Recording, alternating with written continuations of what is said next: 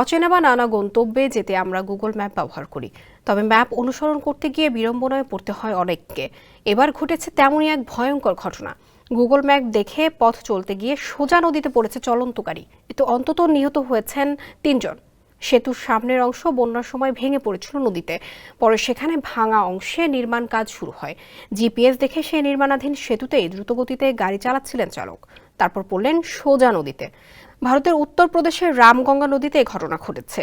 এ ঘটনায় চালকসহ 3 জন নিহত হয়েছেন, তবে নিহতের নাম পরিচয় জানা যায়নি। রোববার ভারতীয় সংবাদ মাধ্যম এনডিটিভির এক প্রতিবেদনে বলা হয়েছে, স্যান্ডেলিনা সো রূপচর্চায় আভিজাত্য।